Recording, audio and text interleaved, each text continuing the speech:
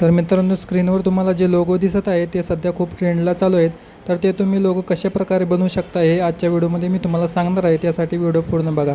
तर मित्रांनो, सगळ्यात आधी तुम्हाला काय करायचं आहे, ChatGPT नावाचं ॲप्लिकेशन ओपन करायचं आहे, जे की तुम्हाला या चौकोनात मी तुम्हाला दाखवत आहे. अशा प्रकारचे जे ॲप्लिकेशन आहे, ॲप्लिकेशन ओपन केल्यानंतर तुम्हाला प्लस आयकॉनवर क्लिक करायचं आहे. प्लस आयकॉनवर क्लिक केल्यानंतर तुम्हाला इथं फोटो आणि फाईलचं ऑप्शन दिसेल. तर मित्रांनो, तुम्हाला फाईलच्या ऑप्शनवरून फोटो सिलेक्ट करायचा आहे, जेणेकरून तुमचे HD फोटो सिलेक्ट होतील.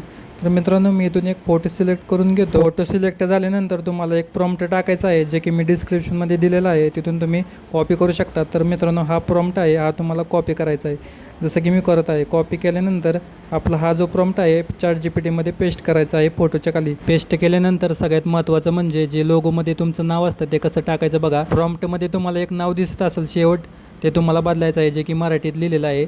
ते नाव बदलून तुम्हाला तुमचं नाव टाकायचं आहे, जेणेकरून लोगोमध्ये तुमचं नाव येईल. तर मित्रांनो, इथं मी माझ्या मित्राचा फोटो घेतला आहे, तर मित्राचं मी इथं नाव टाकतो. सेम टू सेम तुम्हाला प्रोसेस करायची आहे आणि प्रॉम्प्टमध्ये बाकी कुठेही बदल करायचा नाही, फक्त शेवटला इथं नावापाशी बदल करायचा आहे. त्यानंतर साईडला सेंड बटनावर क्लिक करायचं. क्लिक केल्यानंतर तुम्ही पाहू शकता इथं आपला ओरिजिनल फोटो आणि खाली आपला प्रॉम्प्ट टाकला आहे आणि खालचं आपण नाव पण बदललं आहे.